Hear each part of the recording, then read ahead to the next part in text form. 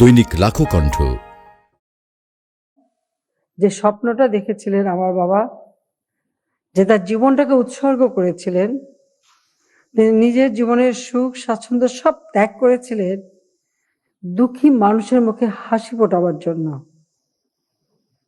দুঃখী মানুষের মুখে হাসি ফোটানো এটা অত্যন্ত একটা কঠিন কাজ, কিন্তু সেই কাজটাই তিনি করতে চেয়েছিলেন নিজের জীবনকে উৎসর্গ করে দিয়ে। নিজের জীবনের সুখ স্বাচ্ছন্দ্য দেখেননি,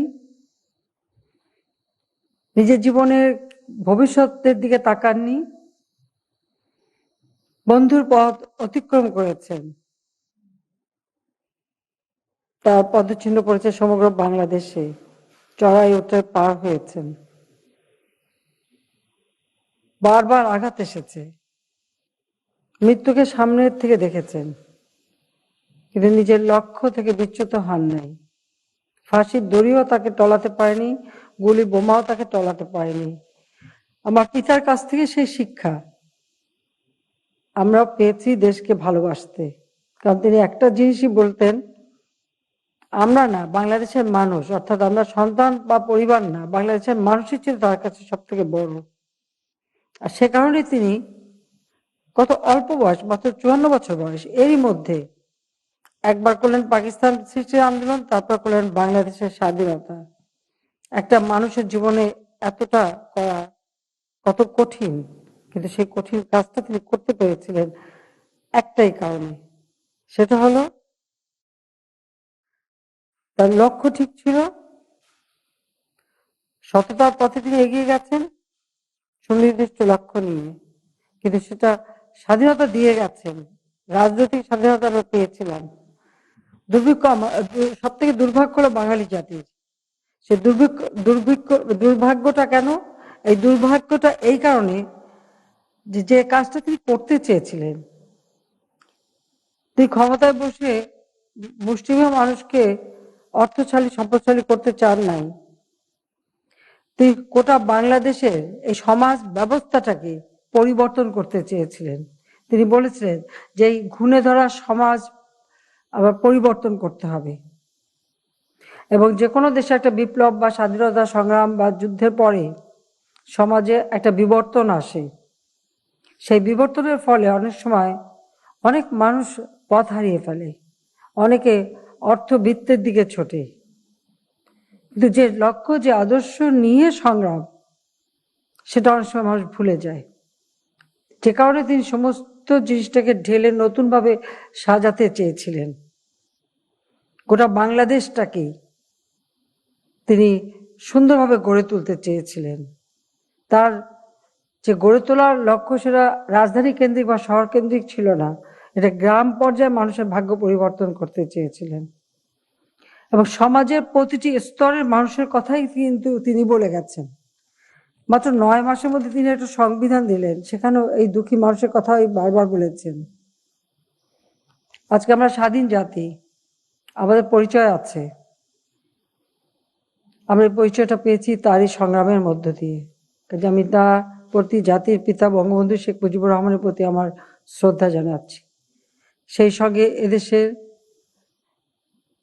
জাতির পিতার নির্দেশ মান্য করে মহান মুক্তিযুদ্ধ পরিচালনার মাধ্যমে যারা দক্ষতার সাথে দায়িত্ব পালন করেছিলেন, আমাদের সেই জাতীয় 4 নেতা, যাদেরকে কেন্দ্রীয় কারাগারে নির্মমভাবে পরবর্তীতে হত্যা করা হয়েছিল, আমি তাদের প্রতিও শ্রদ্ধা জানাই। জাতির পিতা ডাকে সারা দেশে এদেশের মানুষ অস্ত্র তুলে দিয়েছিল। সংসার, ঘর, বাড়ি, পরিবার কোনো দিকে তাকায়নি। মা নিজের একমাত্র সন্তানকেও তুলে দিয়েছিলেন যাও মুক্তিযুদ্ধে। সেই মুক্তিযুদ্ধে যারা অকাতরে বুকের রক্ত ঢেলে দিয়ে আমাদের স্বাধীনতা এনে দিয়েছে, সেই লাখো শহীদের প্রতি আমি আমার শ্রদ্ধা জানাই। পাকিস্তানি হানাদার বাহিনী এবং তাদের এই দেশের দোসর আলবদর রাজাকার বাহিনী আমাদের দেশের মা বোনদেরকে, এমনকি ছোট শিশু 14 বছর, 12, 13, 14 বছরের বাচ্চা মেয়েদেরকে পর্যন্ত তুলে নিয়ে পাকিস্তানি হানাদার বাহিনীর ক্যাম্পে দিয়েছিল তাদের মনোরঞ্জনের জন্য। বাড়িতে বাড়িতে যে তাদেরকে ধরে নিয়ে আসা হতো, দিনের পর দিন পাশবিক অত্যাচার তাদের উপর করা হয়েছিল। আমি সেই লাখো মা বোন তাদেরকেও আমি শ্রদ্ধা জানাই, কারণ জাতির পিতা তাদেরকেও সম্মান দিয়ে গেছে। তার জাতির পিতা বঙ্গবন্ধু শেখ মুজিবের যে স্বপ্নটা ছিল, সেই স্বপ্ন পূরণ করবার জন্য তিনি যখন একটা যুদ্ধ বিধ্বস্ত দেশকে সম্পূর্ণভাবে গড়ে তুলে যখন তিনি অর্থনৈতিক উন্নয়নটাকে গুরুত্ব দিলেন এবং সমগ্র বাংলাদেশকে নতুনভাবে প্রশাসনিক এবং অর্থনৈতিক ভাবে সব দিক থেকে যেন একটা আধুনিক রাষ্ট্র হিসেবে গড়ে তোলার পদক্ষেপ নিলেন, কিন্তু সেই কাজটা তিনি শেষ করে যেতে পারেননি, সেটা অধুরা থেকে গেল। এবং এটা কেন অধুরা থাকলো? কারণ ৭৫-এর 15ই আগস্ট তাকে নির্মমভাবে হত্যা করা হলো। আর শুধু তাকেই না, আমাদের গোটা পরিবারকে। শুধু আমরা দুটি বোন বিদেশে ছিলাম বলে বেঁচে যাই, মাত্র 15 দিন আগে দেশ ছেড়ে গিয়েছিলাম। ভাবতেও পারিনি যে বাংলাদেশে, আমার বাবা কখনো ভাবেননি যে বাংলাদেশের মানুষ তাকে এভাবে নির্মমভাবে হত্যা করতে পারে। এটা তিনি বিশ্বাসই করতেন না। যে মানুষগুলোকে সবথেকে বিশেষ করে সেখান থেকে কিছু কুলাঙ্গার জন্মালো, আর তারাই তাকে কেড়ে নিল বাংলার মানুষের কাছ থেকে। ক্ষতিকার হলো এদেশের মানুষের। 19টা কু হয়েছে, সেনাবাহিনীতে একের পর এক লাশ পড়েছে, হাজার হাজার লাশ পড়েছে, সৈনিক আর অফিসার নির্বিচারে হত্যা করা হয়েছে। আর এদেশের মানুষ বঞ্চিত বছরের পর বছর। আমরা দেশে আসতে পারিনি 6 বছর। আমি আর আমার ছোট বোন আমরা বাইরে বিদেশেই থাকতে হয়েছিল, কারণ যে মিলিটারি ডিক্টেটর ক্ষমতা ছিল আমাদেরকে আসতে দিত না। আওয়ামী লীগ যখন আমাকে 81 সালে আমার অবর্তমানে আমাকে আওয়ামী লীগের সভানেত্রী নির্বাচিত করে, তখন আমি জনগণের সমর্থন নিয়ে একরকম জোর করে দেশে ফিরে আসি। এরপর সারা বাংলাদেশে আমি ঘুরি, কারণ বাবার বড় সন্তান হিসেবে তার পাশে থেকে এবং স্কুল জীবন থেকে রাজনীতির সঙ্গে জড়িত ছিলাম বলে তার স্বপ্নটা আমার জানা ছিল। তিনি সবসময় গল্প করতেন, বলতেন কি করবেন এই দেশকে নিয়ে। তাই বাংলাদেশের প্রত্যন্ত অঞ্চল পর্যন্ত আমি ঘুরি, মানুষের দুঃখ দুর্দশা দেখি। 81 সালে ফিরে এসে আমি যখন জনসভা করতে যেতাম, হাজার হাজার মানুষ, সেখানে মানুষ কি চাইতো? জীর্ণ কাপড়, শীর্ণ দেহ, পেটে ক্ষুধা, হাতে শান কিনে আমাকে ইশারা দিত, আর পেট দেখো তো মা খাবার চাই, কাপড় দেখো তো ছেঁড়া কাপড়। বিদেশ থেকে পুরোনো কাপড় এনে এদেশের মানুষকে পরানো হতো, সে তো কিছু লোক পেত। এই ধরনের একটা পরিবেশ আমার নিজের চোখে দেখা। দিনের পর দিন দুর্ভিক্ষ, সারি সারি মানুষগুলি দাঁড়িয়েছে মনে হচ্ছে জীবন্ত কঙ্কাল। আমি গেছি মাইলের পর মাইল হেঁটে গ্রামে গ্রামে যে ইউনিয়নে যে সেই দুর্ভিক্ষপীড়িত মানুষের পাশে দাঁড়িয়েছি। আমাদের দল সবসময় আমরা চেষ্টা করেছি। তখন থেকে আমাদের চিন্তা, আমরা কি করব ক্ষমতায় গেলে। আমরা কমিটি করেছি, উপকমিটি, আমরা সেমিনার করেছি, আমরা আলোচনা করেছি, আমাদের দলের সাথে আমরা সবসময় চিন্তা করেছি। এবং 96 সালে সরকার গঠন করেই আমরা এই উদ্যোগ নিলাম যে আমাদের দেশে যারা একেবারে বয়োবৃদ্ধ এবং যারা স্বামী পরিত্যক্তা, নির্যাতিতা, তাদেরকে আমরা ভাতার আওতায় নিয়ে আসবো এবং পর্যায়ক্রমিকভাবে আমরা প্রতিবন্ধী থেকে শুরু করে, আর মুক্তিযোদ্ধাদের জন্য সব থেকে অবহেলিত ছিল মুক্তিযোদ্ধারা, তাদেরকেও আমরা ভাতা দেওয়া শুরু করি। এভাবেই আমাদের কার্যক্রম আমরা শুরু করেছি। কারণ আমাদের সংবিধানে জাতিপিতা কিন্তু বলে গেছেন, সেখানে 15 অনুচ্ছেদে স্পষ্ট লেখা আছে যে সমাজের যে অনগ্রসর যারা, তাদের জন্য কি করা যায়।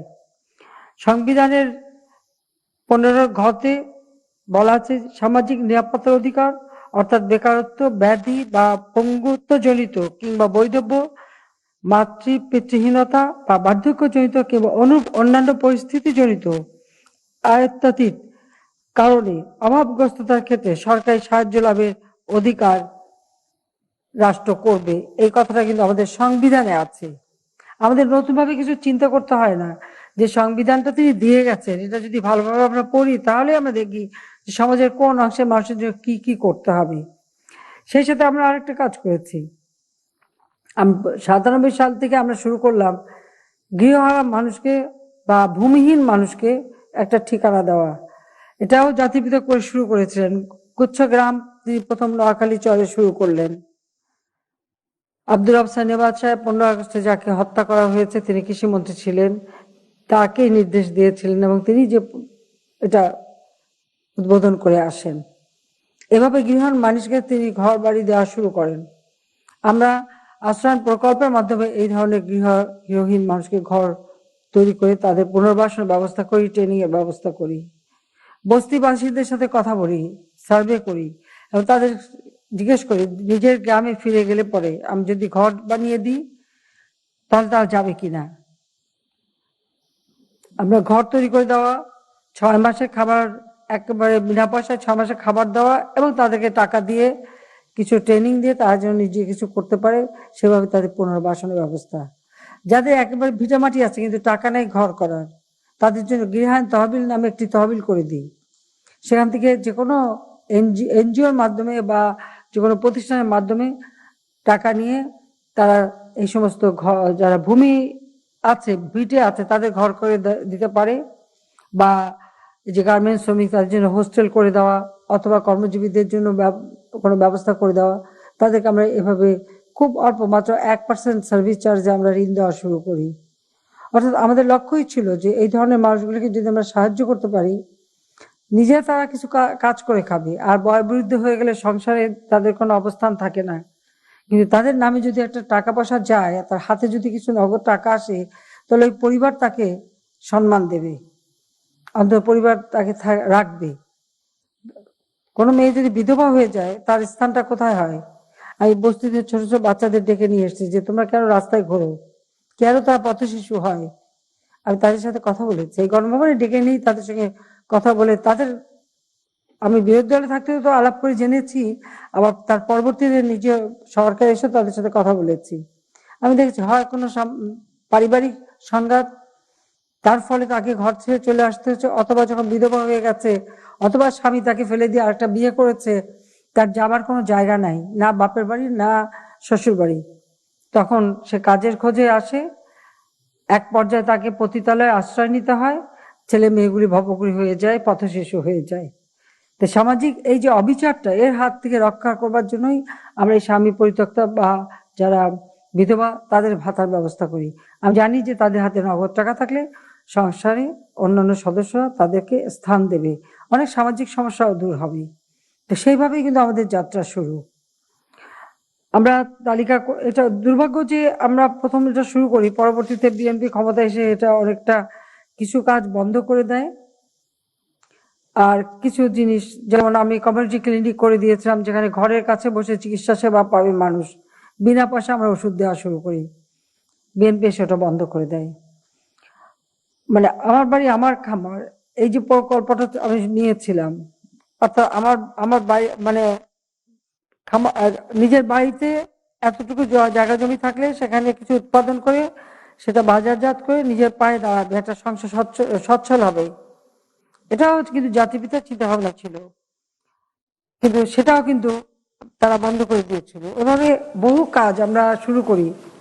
দুর্ভাগ্য আমাদের যে 2001-এ আমরা আসতে পারিনি ক্ষমতায়, বিএনপি সেগুলি বন্ধ করে দিয়েছিল। যাক, আমরা 2009-এ সরকার আসার পর আবার সেই কার্যক্রম হাতে নিয়েছি। আপনারা জানেন আমরা মুজিব বর্ষ পালন করছি, জাতির পিতার জন্মশতবার্ষিকী। জাতির পিতার জন্মশতবার্ষিকীতে আমাদের অনেক কর্মসূচি ছিল, কিন্তু করোনা ভাইরাস নামে এমন একটা মহামারী দেখা গেল সারা বিশ্বব্যাপী, সারা বিশ্ব এখানে স্থবির। আজকে আপনাদের সামনে সামনাসামনি বসে আমি এই কাজটা করতে পারছি না। আমি ডিজিটাল বাংলাদেশ করেছি, মোবাইল ফোন আজকে সকলের হাতে হাতে, 96 সালে এটা আমরাই সকলের হাতে তুলে দিয়েছিলাম। আগে আমাদের কোনো ডিজিটাল ফোন ছিলই না বলতে গেলে, কিন্তু আমরা আওয়ামী লীগ সরকার আসার পর আমরা প্রথম ডিজিটাল ফোন চালু করি সারা বাংলাদেশে। আর মোবাইল ফোনটা জাস্ট একটা মাত্র কোম্পানি, বিএনপির এক মন্ত্রী তারই ছিল। একটা ফোনের দাম ছিল 1,30,000 টাকা। একটা ফোন করলে প্রতি মিনিট 10 টাকা দিতে হতো, প্রতি মিনিট 10 টাকা। আমি সেটাকে একদম উন্মুক্ত করে দিই, কতগুলি কোম্পানিকে ছেড়ে দিই। আজকে সকলের হাতে হাতে মোবাইল ফোন, সারা বাংলাদেশটাকে আমরা ডিজিটাল বাংলাদেশ করে দিয়েছি। বঙ্গবন্ধু স্যাটেলাইট উৎক্ষেপণ করেছি, ব্রডব্যান্ড, ফাইবার অপটিক্স আমরা ব্যবস্থা করে দিয়েছি। আজকে সকলের হাতে মোবাইল ফোন, যে কোনো তথ্য আপনি পেতে পারেন। এখন তার মাধ্যমে আমরা অর্থ প্রেরণ করতে পারি। আপনারা জানেন যে প্রাইমারি স্কুলের মায়েদের নামে আমরা সরাসরি টাকা পাঠাই। আর আজকে আমি সমাজ কল্যাণ মন্ত্রণালয়কে এবং এর সঙ্গে সংশ্লিষ্ট আমাদের আইসিটি মন্ত্রণালয় সবাইকে এবং আমাদের ব্যাংক, আমাদের অর্থ মন্ত্রণালয়, ব্যাংকের গভর্নর সহ যারা কর্মরত সকলকে আমি ধন্যবাদ জানাই এই কাজটা সম্পন্ন করতে। তার কারণ হচ্ছে যে আমরা যে সমস্ত ভাতাগুলি দিচ্ছি এটার জন্য যথাযথ সঠিকভাবে যে মানুষটাকে আমরা দেবো তার হাতে পৌঁছায়, মাঝে যেন আর কেউ না থাকে। তাদের অর্থটা তাদের হাতে যাবে, তারাই পাবেন এবং তাদের যেভাবে খুশি সেভাবে তারা ব্যবহার করবেন। সেটুকু যেন আমরা করতে পারি, সেটার ব্যবস্থা আমরা বহু দীর্ঘদিন ধরে আমরা এটা চেষ্টা করে যাচ্ছিলাম। তো আমি ধন্যবাদ জানাচ্ছি যে এই ব্যবস্থাটা আপনারা নিয়েছেন।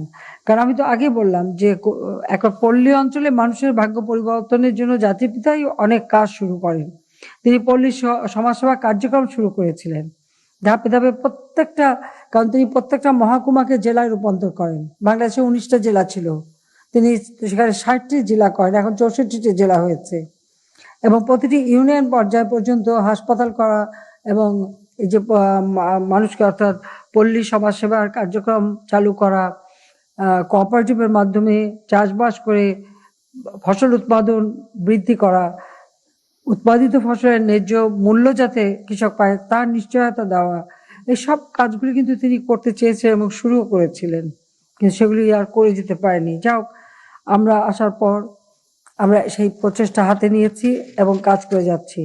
আজকে আমরা যখন বয়স্ক ভাতা শুরু করি আমি এইভাবে হিসাব করেছিলাম যে কেউ ভাতার উপর শুধু নির্ভরশীল হোক সেটা আমরা চাই না। ভাতা পাবে কিন্তু যার কর্মক্ষমতা আছে সে নিজে কিছু কাজও করবে, একবার ঘরে বসে থাকবে না। সেটা হিসাব করি যেন অন্তত 10 কেজি চাল কিনতে পারি, সেই হিসাবে আমরা ভাতা দেওয়া শুরু করি। তখন 10 টাকায় 1 কেজি চাল পাওয়া যেত, তাই আমরা 100 টাকা করে ভাতা দেওয়া শুরু করি।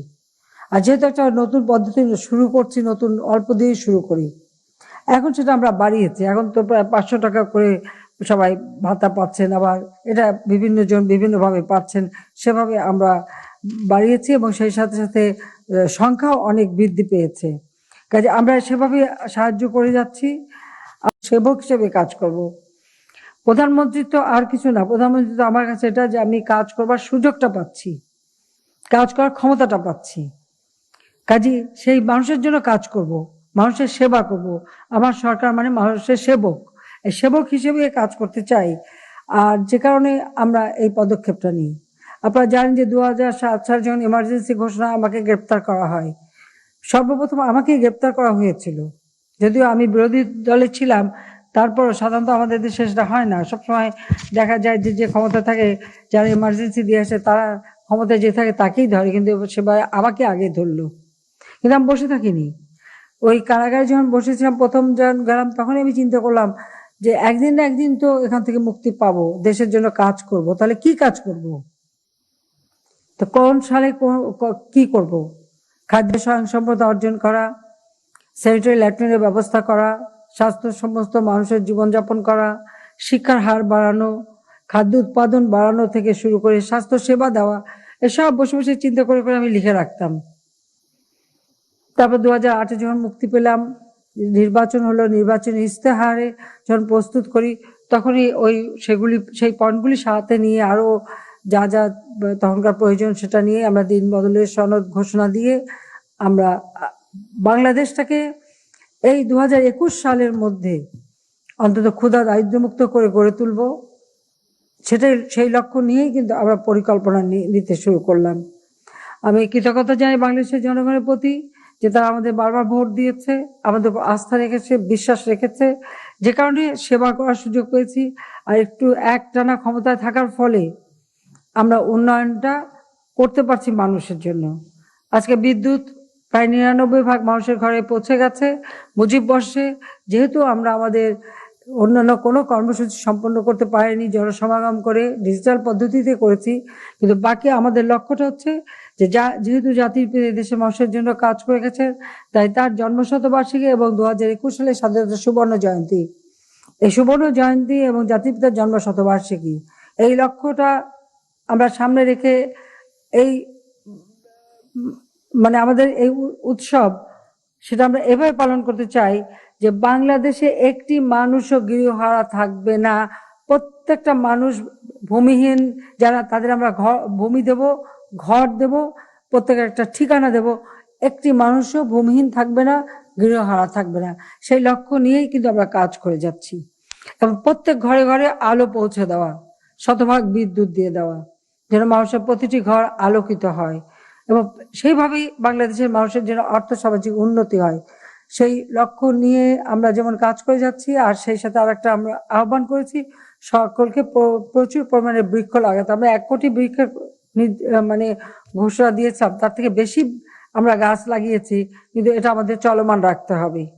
অর্থাৎ মুজিব বর্ষ এবং আমাদের স্বাধীনতা সুবর্ণ জয়ন্তীতে আমাদের এটাই লক্ষ্য থাকবে যে আর্থসামাজিক উন্নয়নে বাংলাদেশের মানুষের জন্য কাজ করা। আর সেই কাজ করতে যে শুধু সরকার একা না, যারা যেখানে আছেন তাদেরও নিজ নিজ কিছু দায়িত্ব পালন করতে হবে।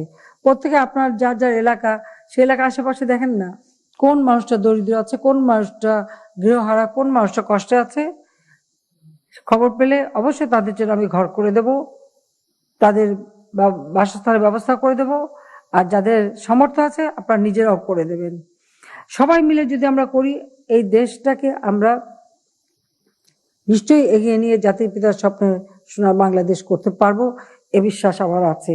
তাই আমি সত্যি ধন্যবাদ জানাই, কারণ আমার দীর্ঘদিন থেকে এটা লক্ষ্য ছিল যে কিভাবে আমরা আমাদের এই ভাতাগুলিকে আমরা ডিজিটাল পদ্ধতিতে মানুষের কাছে পৌঁছে দেবো। আজকে মোবাইল ফোন 2টি কোম্পানির মাধ্যমে দেওয়া হচ্ছে, একটা বোধহয় নগদ আর একটা হচ্ছে বিকাশের মাধ্যমে। তার মধ্যে টাকা চলে যাবে, যারা ভাতা পাবেন আপনাদের হাতে সরাসরি। এই পদ্ধতির ফলে সকলেই উপকৃত হবে। তো এই কাজের জন্য সবাইকে আমি আমার ধন্যবাদ জানিয়ে আমি শুধু এইটুকু বলবো যে আসুন মুজিব বর্ষে আমরা এটাই আকাঙ্ক্ষা করি যে বাংলাদেশের মানুষ ভালো থাকবে, সুস্থ থাকবে, উন্নত জীবন পাবে, জাতির পিতার স্বপ্নের সোনার বাংলাদেশ ইনশাল্লাহ আমরা গড়ে তুলব।